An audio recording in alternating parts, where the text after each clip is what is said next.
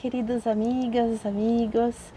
Bien, estoy hoy acá para presentar nuestro sexto vídeo, explicar um pouquinho de o que nos move para hacer este vídeo e qual é o objetivo. Então, notamos eu, Andreina, Bettina, que havia um pouco registro da história da biodança e que nós todos vivimos essa história, mas não contamos. E que à medida que o tempo passa, esta história podia se perder, como de fato algumas pessoas já não estão mais acá com nós e não nos contaram. Então, que era urgente registrar essa história. Quero dizer a vocês que hacemos este registro com materiais muito sencillos, porque não é que estamos fazendo isto para receber financeiramente. Então, os materiais que temos, os celulares, os computadores nossos, hacemos as entrevistas via Zoom, porque as pessoas estão distantes. Então, tuvimos este projeto iniciou na pandemia, então muitas vezes não era possível também entrar em contato com as pessoas pessoalmente. Então, hicimos as entrevistas e estamos fazendo via Zoom. Então, as condições técnicas são muito sencillas. Depois, a edição do vídeo também é sencilla, porque são editores simples, destes que existem aí muito sencillamente no mercado. Porque o objetivo não é exatamente fazer uma publicidade para fora do movimento de biodança, e sim recolher materiais que possam servir como registro histórico e perpetuar nossa história para as futuras gerações. Este material que estamos produzindo pode servir para estudo, para as pessoas conhecerem a história, poderem escrever mais tarde sobre esta história. Então, o invito é que vocês possam participar também enviando materiais, falando sugerências, sempre com este cuidado com quem produz os vídeos também, ok? A partir deste vídeo, estamos também recebemos assim muitas vozes de Rolando recitando seus poemas. Então, a partir desse vídeo, estamos colocando aí Rolando também recitando seus poemas, um pouquinho de cada vez, e assim vamos contando a história. Já são mais de um ano fazendo entrevistas e é uma doação nossa ao movimento de biodança. Queremos que nossa história se perpetue e que as futuras gerações la conozcan. Um beijo a todos. Rostro. En mi rostro llevo los veranos, las casas y el viento. Llevo mis amigos, las calles, las ventanas abiertas. Llevo el velero de un viaje que nunca hice y el puerto donde jamás llegué. En mi rostro llevo la guerra y todos los muertos, la furia de los asesinados errantes bajo la tierra. Llevo el estupor de los locos asomados al infinito, preguntando su nombre a las nubes errantes. Llevo los rostros del encantamiento, narices, ojos, pómulos, sonrisas, uvas negras, sudor y besos, atardeceres del desenfreno. Llevo un niño y un viejo en eterno diálogo y llevo la máscara despedazada.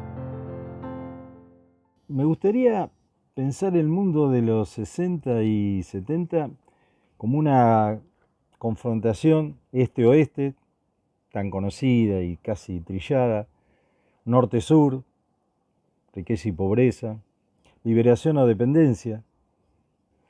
Pero visto a la distancia después de muchos años, prefiero verlo como una época de ruptura cultural, de inconformismo, de explosión creativa, de desobediencia contra órdenes establecidos. Hoy luchamos denodadamente por la preservación de la democracia, por mantener estructuras institucionales donde expresarse. Pero en aquellos tiempos importaba más la búsqueda revolucionaria de cambios que las formas y prolijidades para hacerlo. Así me gusta verlo más hoy al contexto general de la época en la que inmersos quizá no lo podíamos ver con claridad, sino como una gigantesca compulsa política. En la región, en el cono sur, no escapábamos a esa situación. Estalla la música popular con adhesión juvenil, llega el rock en castellano, se sueltan los pelos y las cabelleras, llegan los jeans, los hippies, la vida en comunidad. El lenguaje se libra de las ataduras tradicionales. Leemos a Ernesto Cardenal, escuchamos a Serrat, y así podríamos seguir hasta el infinito con innombrables ejemplos. Al mismo tiempo surgen las organizaciones guerrilleras en todo el cono sur. Celebramos a Tupamaros, festejamos a Montoneros, conocemos al Frente Manuel Rodríguez en Chile. La irreverencia juvenil adopta un camino armado, violento, pero paradójicamente, y casi sin darse cuenta, estas huestes juveniles van dejando y abandonando la ruptura cultural. Son organizaciones piramidales, jerárquicas, elitistas. Y cualquier inconformismo en realidad es declarado una desviación pequeño burguesa. No se tolera más de un amor por persona. La deslealtad o infidelidad de una pareja es severamente castigada. Debemos cuidar la forma de vestirnos para no ser alguien sospechoso. La represión militar arrecia en todo el cono sur. Llegan los golpes de Estado, por supuesto, uno atrás del otro. Pero también llega el endurecimiento de las costumbres cotidianas de las organizaciones que imponen las organizaciones revolucionarias. Por defender el conservadurismo oficialista, digamos, o por excesos militaristas en las organizaciones guerrilleras, la ruptura cultural se aquieta y pasa a un segundo plano. En un mar de violencia deberá buscar aguas más profundas, calmas, donde poder pasar la tormenta que arrecia. De cualquier manera, esa búsqueda de la creatividad, de la ruptura, de nuevas formas, está ahí latente y ha resurgido y está resurgiendo en gran cantidad de expresiones, felizmente ahora en un marco democrático de las naciones.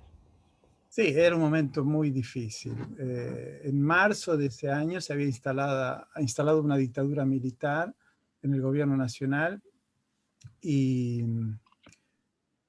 bueno, era una situación muy difícil para vivir. Ya estábamos en guerra de guerrilla desde el 73, con atentados, bombas, personas desaparecidas. Una situación muy difícil. La psicodanza, como la llamaba él en ese momento, de Rolando Toro, era efectivamente una esperanza, una posibilidad clara, concreta de ver al otro en modo saludable, de vivir en armonía, te puedo decir. Mi encontro com Rolando foi uma dessas ressonâncias da vida, porque eu vivia em São Francisco, Califórnia, fazendo minha maestria em Ciências do Movimento. Dia me chamam um homem dizendo que era amigo de meu padre que estava em La Ciudad e que havia uma encomenda que queria entregar-me por parte de meu padre. Sì. E eu fui a esse hotel e vi um grupo de pessoas muito interessantes. Ele era parte desse grupo. Esse grupo era um grupo de pessoas que Roberto Crema, que estava em biodança e que hoje dia já não, havia levado, junto com Rolando Toro, a México para o Congresso Mundial de Análise Transacional. De aí, esse grupo, Rolando e sua companheira dessa época, que era Cecília, se foram a São Francisco porque ele queria ir a Exalem Institute. E eu vivia em São Francisco, então eu fui e vi essas pessoas e me chamaram muito a atenção. O que me chamou a atenção, hoje eu posso dizer, era a cercania e o contato. Se tocavam muito e se paravam, se quedavam muito cerca uns dos outros, comparados com a cultura, especialmente essa cultura americana, onde eu estava vivendo por algum tempo. E logo me encantou a persona, Rolando Toro, não? Foi sua figura, sua presença que me tocou muito. Ele era, todavia, muito flaco, com as gafas grossas, e uma cara que, com todo o amor que eu tenho por ele, digo, era uma cara alucinada, não? O homem tinha uma inquietude corporal, intelectual, se movia, e era maravilhoso. Isso me encantou muito, porque eu sempre fui bastante transgressor em um certo sentido e curioso com a vida. E essa persona me chamou muito a atenção. Che anno era Saint-Clair, mais ou menos? Era início de 1980. 1980, perfeito. Foi quando comecei com ele e logo comecei a ser biodança. O grupo se foi, Rolando se quedou em São Francisco e eu o levei para todo lado. Enfim, começamos a conviver. Antes da biodança, eu convivi com ele assim, esses dias, mostrando lugares. Ele, Roberto Crema, a companheira de Roberto e Cecília. Quando voltei a Brasil, conheci a César Wagner em uma charla com Roberto Crema, uma charla maravilhosa que não me ouvido.